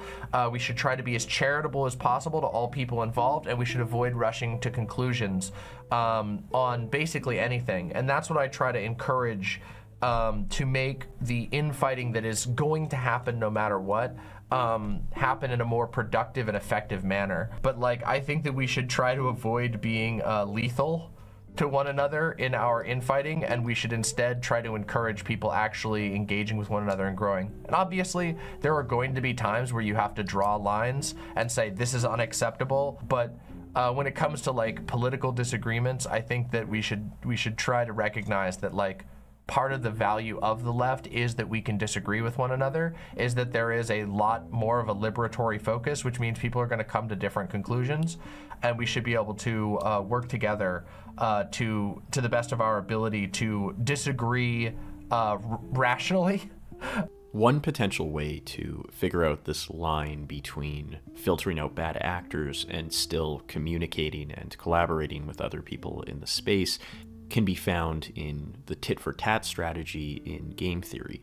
Game theory relates to the science and math behind strategies and interactions. In one experiment called the Generalized Prisoner's Dilemma, two agents must decide whether to cooperate or defect in order to score the most points.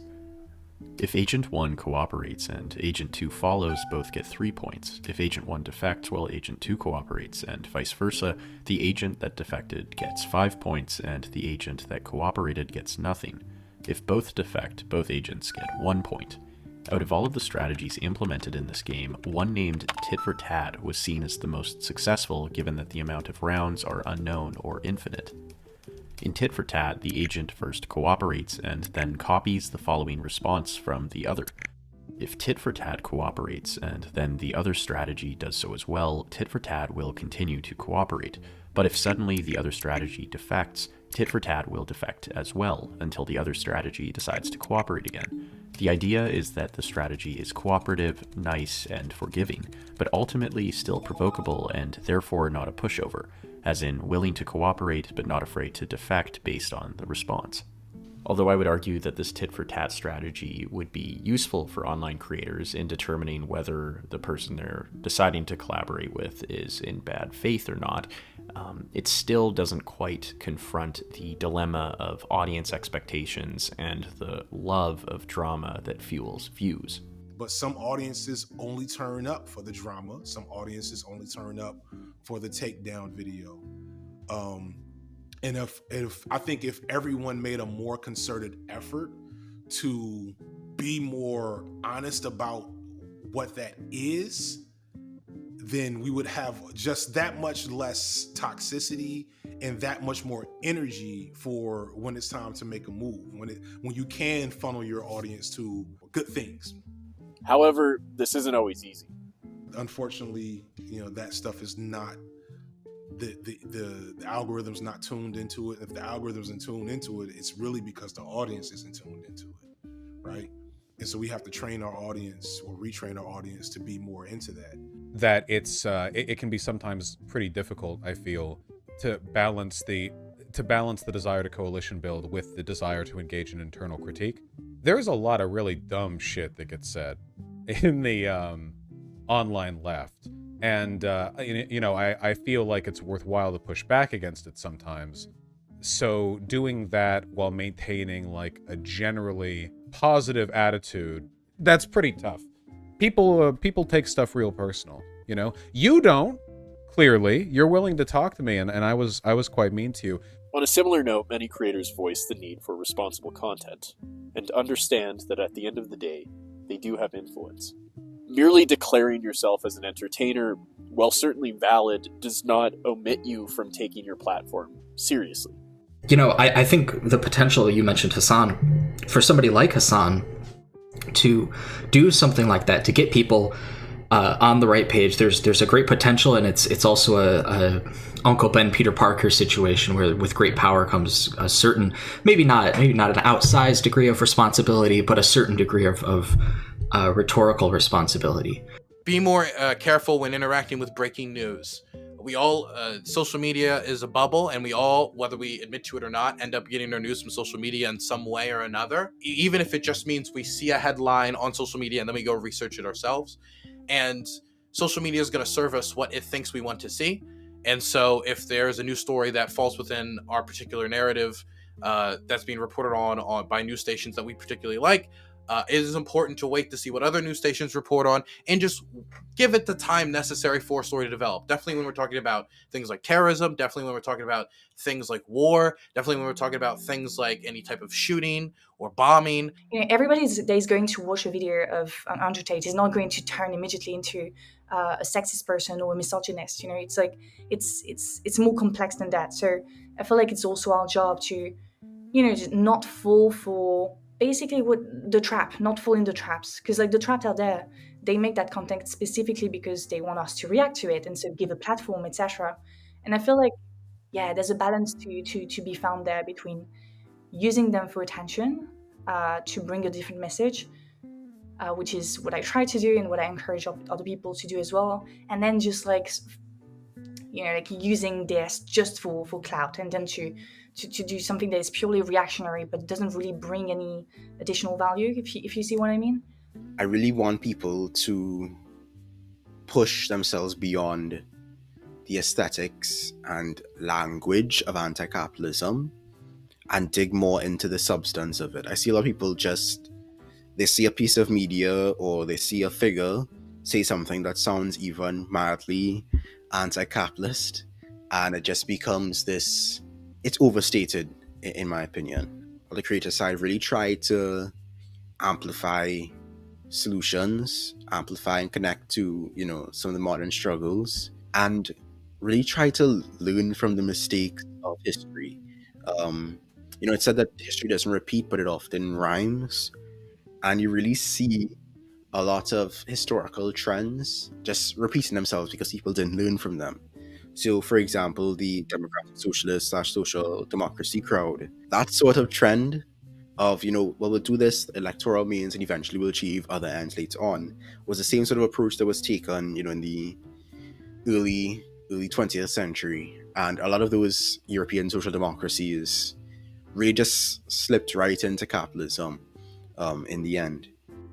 I think if people just read anything, just read more, you don't have to be an expert to be able to be in these conversations, but I don't think you're going to meaningfully become educated on a topic or enter any meaningful discussion if you're just like reading a headline. Yeah, so it's not just like, academics know everything, but like that's one avenue in which you can explore these different lifelong conversations. Or if you want to find that somewhere else, like an activist space or an activist archive, that's also a place where there's been ongoing conversations and discussions that are valuable to learn about. So, I mean, you can choose your sources, but not don't just like choose random shit. Like choose established humans coming together, communicating, making ideas together in a way where they're like holding each other accountable. Most creators also suggested direct action as a request for others. The first thing that came to my mind was offline action, but that's just something that I've been about, which doesn't necessarily mean you literally have to leave your house, although if you're able to, you should. That can be calling folks, that can be organizing meetings or whatever. Like, there are so many different ways to show up for the politics that you care about, and I just think those are maybe the needs of the audience. Like, I would caution and try to encourage my audience to show up for more things instead of just talking about them online, because I think online spaces should be a place where you learn, where you start to grow, where you start to develop your ideas 100%. But I'm very aware of the fact that it can only take you so far. Contribute to direct aid, which is something I have seen people do it, and I've participated in this myself quite a lot, but I've done it with other creators, so it's not like no one's doing it, but they are. Like, there is an ability for streamers, given that we streamers and YouTubers too, because YouTubers also will tend to cultivate mods and you tend to have a Discord. These things are sort of natural to how we build our platforms anyway. We can use that to be able to go, okay, wait, there's people in our community who have needs, and maybe we can meet those needs. Instead of just doing like a single charity run for a specific charity, a Tiltify thing or whatever, maybe we can engage in direct aid and immediately impact people who are in need right now for whatever reason. Or on the next level, if you're not like looking to do, really small scale stuff, maybe there are organizations that aren't getting the attention that they need, that through these types of very organic community building that we do, we can find and channel that energy into, and it can make a really big difference. If nothing else, direct action can allow creators to practice that group praxis and understand their similarities and commonalities. I used to do charity streams more often. I want to get back into that. Like I raised like $300K for Palestinian children. And I saw there were people online where it's like, oh, well, maybe you hate the guy, but you got to give him credit for that. Pretty difficult to hate a person off of a headline like that. And then that's kind of like an opening line. You know what I mean? Where you can be like, okay, well, despite our many personal disagreements, or despite like this or that, the other, clearly there's something we care about together. We don't like Gaza being bombed into dust. So let's put a pin in this. Maybe we hate each other, sure, but can we work together on, I don't know, raising funds for crap like this, or at least indicating we're willing to do stuff like that? And if you can, then that's kind of the problem fixed, right? Because you don't need to be friends with people. You just need to be able to work together for shared political expediency. Finally, and as exemplified in this very video, communication and connection was crucial in satisfying the needs of various left-leaning voices. Whether this meant platforming marginalized voices, reaching across the aisle, or actually just listening to each other, most of those interviewed requested some level of greater communication. So I think it's important for me to be seen and to sort of inadvertently make sure that other people feel seen as well. I get that sense from a lot of comments that I get on my videos. At a baseline, just honest and continuous engagement with not just like regressive politics, but like, or regressive creator circles even, but like honestly with the center, with like this kind of like Kidology, Abba and Preach, like Destiny, these major creators, there is this echo chamber feeling where anytime interactions happen, even though obviously like some of these people are just pieces of shit, and some of these people like it makes sense as to like, given the history and given the lore, why you wouldn't want to engage, honestly. When you're talking about countries, do your best to make sure that voices from those countries are involved in talking about those countries. And I don't mean it just because like, yay, representation is cool. I mean it because there's a decent chance that your interaction with this country is 24 hours old. and their interaction with this country is for 25 years. And there's just certain things you pick up from living there, especially if you're studying there as a scholar. It's even better if you can get experts on the issue. I've really come to value even like the stupid disagreements that I have with people on the internet, because there's so much to learn. I've yelled at Vosh about things before, but I value that he's not a big bridge burner guy himself, and I like that about him, and I like the willingness to have the conversation. There's something about that is very valuable to me. So I do appreciate you reaching out about this. Not to be all like Bob Dylan about it, but there's something happening here. There's something going on in this space. There's a changing consciousness, and it's always in flux.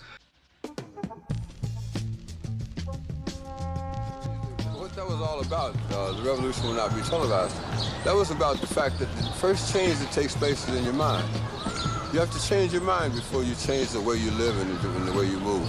So when we said that the revolution will not be televised, we were saying that that the thing that's going to change people is something that no one will ever be able to capture on film. It'll just be something that you see, and all of a sudden you realize, I'm on the wrong page, or I'm on the right page, but I'm on the wrong note. And I've got to get in sync with everyone else to understand what's happening in this country. Here is a fairly convoluted flowchart that I made to help organize the thoughts that were expressed in this video.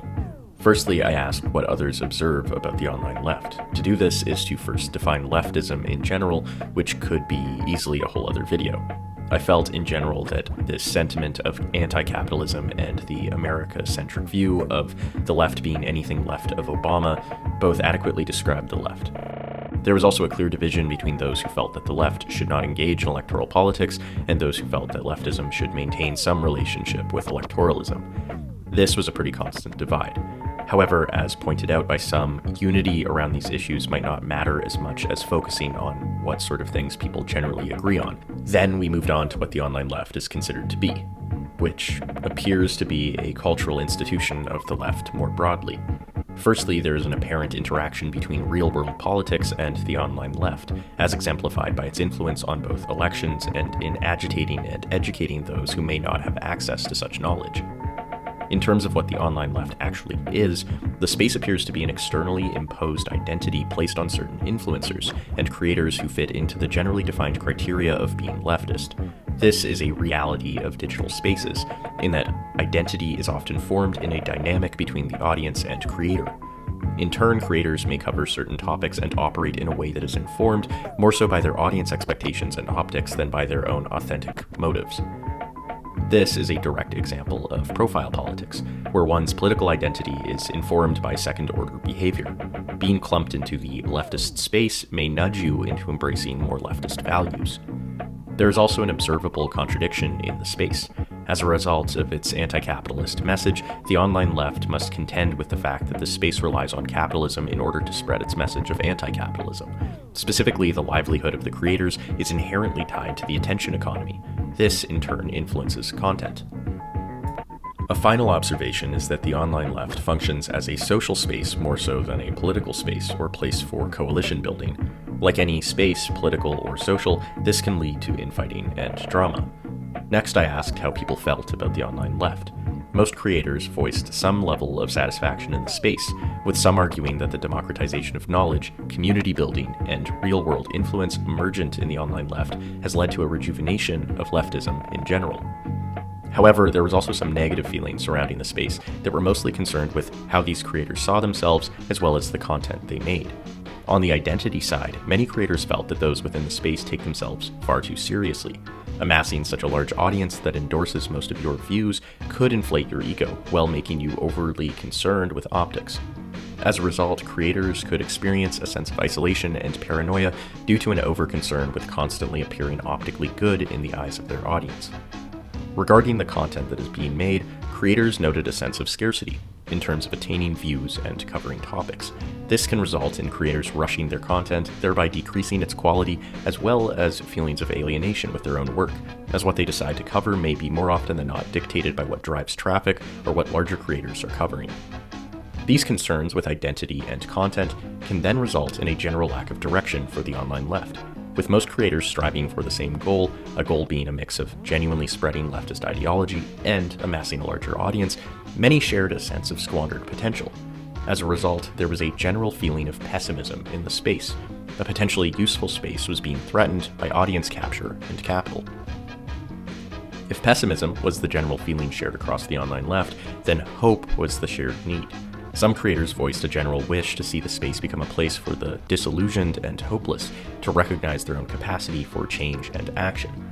This hope was possible under the satisfaction of three smaller needs: action, connection, and ethics. Firstly, creators wished to see more direct action as a way to exemplify the real-world impact of the space. This is already apparent in the real-life examples in both electoral and non-electoral politics. Secondly, there was a push for greater connection in terms of community building and communication. A combination of action and connection could result in group praxis, where those engaging with the online left can temporarily open barriers of communication in order to collectively strive towards a common goal. Of course, this would require some consistent ethical code. From the interviews, there are 3 ethical norms that have been endorsed. Firstly, there is the need for greater humility. Creators should not take themselves too seriously and should be willing to admit when they are wrong or have wronged someone in some way. Secondly, creators should recognize that their influence means that they should responsibly curate content to avoid misinformation and the spread of harassment. Finally, inclusivity would require a greater appreciation for the voices of others and the simple understanding that sometimes people know better than you about a specific topic at hand. This means including those from groups that have been historically silenced, as well as reaching out to those immediately impacted by whatever you're talking about. From these needs of action, connection, and ethics, the interviewees suggested specific requests to fulfill the general goal of increasing hope. In terms of action, there was a simple call for prefigurative politics and greater pragmatism. Instead of waiting around for some sort of revolution to occur, we should do what we can with what we have, and direct audiences to direct aid and offline action. Regarding connection, this means being a creator who amplifies solutions rather than takedowns. This also means a more disciplined engagement with drama by recognizing that disagreements are natural and could even be productive. Simultaneously, responsibly engaging with drama means training the audience to be less reactive and attracted to such content. In terms of ethics, humility will hopefully come as a result of productive infighting, where being publicly wrong about things is treated with higher regard. Responsibility will be cultivated through better research and engaging less with so-called bad faith actors. And inclusivity should emerge through covering non-American topics, as well as through platforming marginalized and impacted voices that are relevant to a specific topic, as well as reaching across the aisle. Overall, it is through direct action, greater connection, and an ethics based on inclusivity, humility, and responsibility in which the online left could bring hope to its audience and other creators, while combating the pessimism that is emergent in a space threatened by the reterritorialization of capital. Or, that's what I gathered from talking to these people anyways.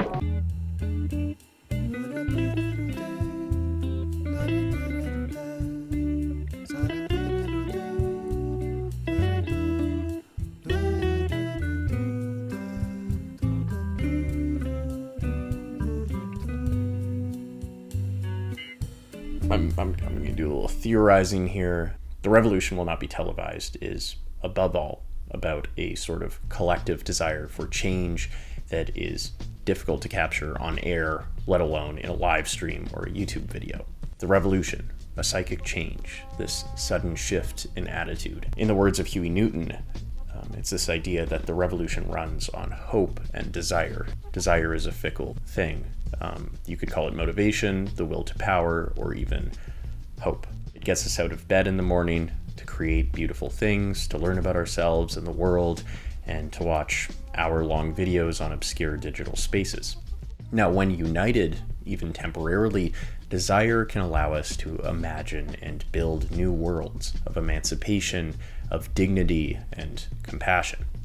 Newton's words ring true. A revolution runs on desire. How could it not? But our desires can also lead us down dark paths, towards destruction and self-destruction. It can bring us to tyranny, depravity, and even obliteration.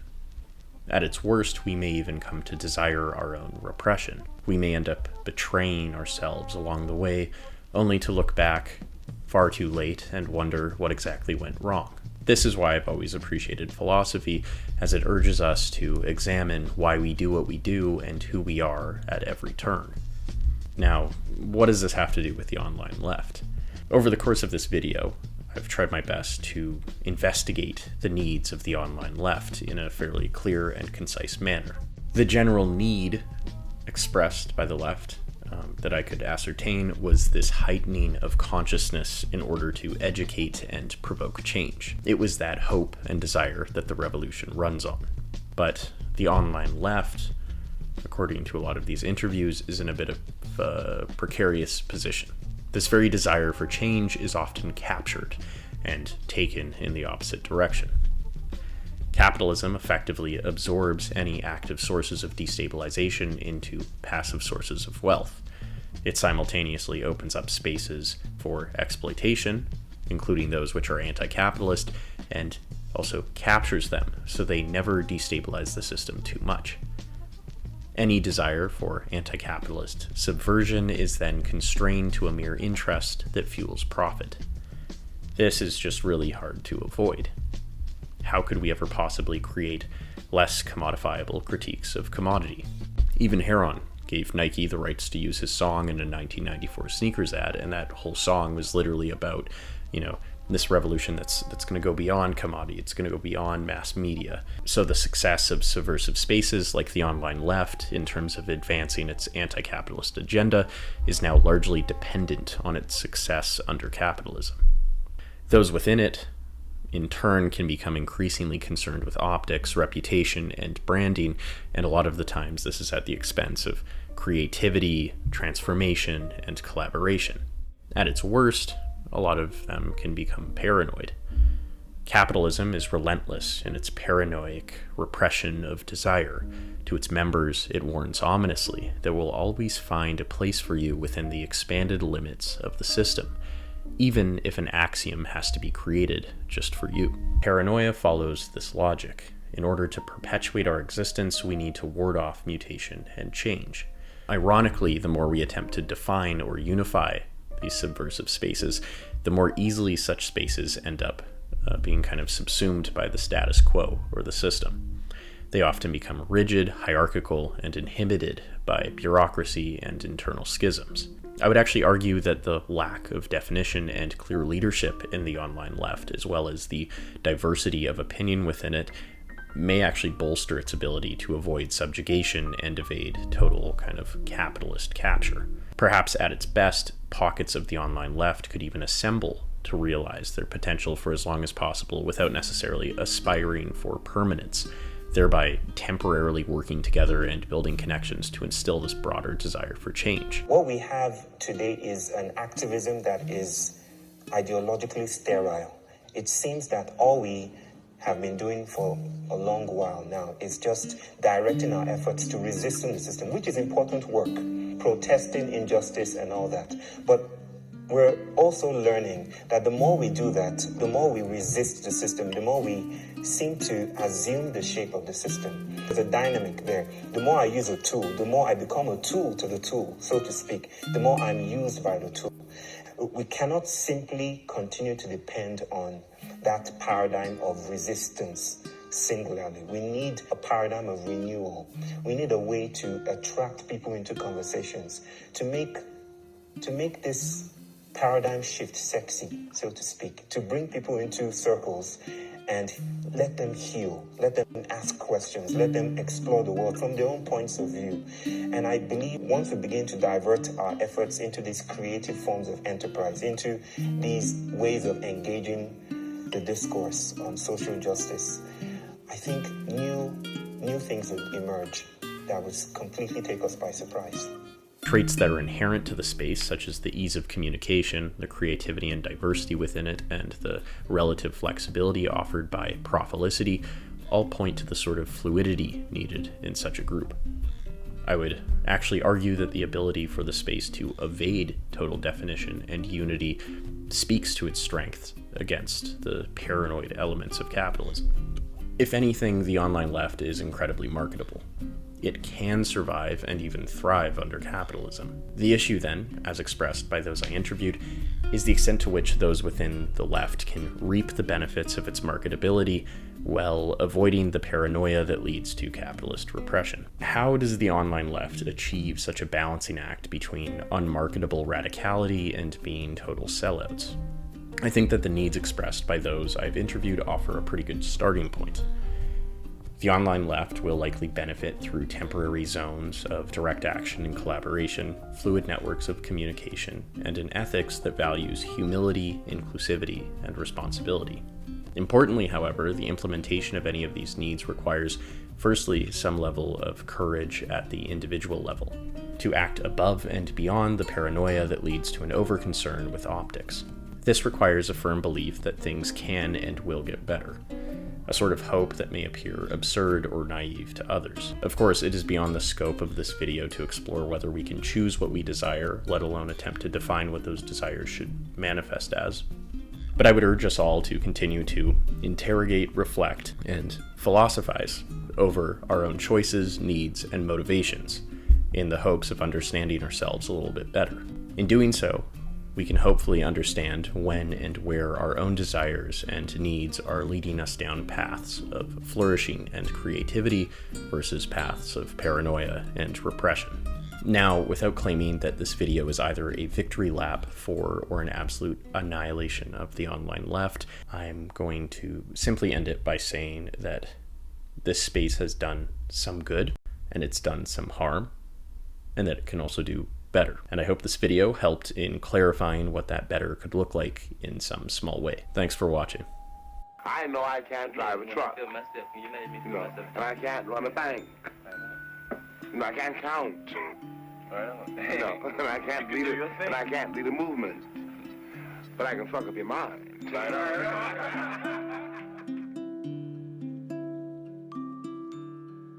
I didn't expect any of that. I think that was pretty nice, personally. Perhaps we were too harsh. This is my fault, not yours. I think, like I said, it's a presumption that all engagements are going to be antagonistic guarantees as such.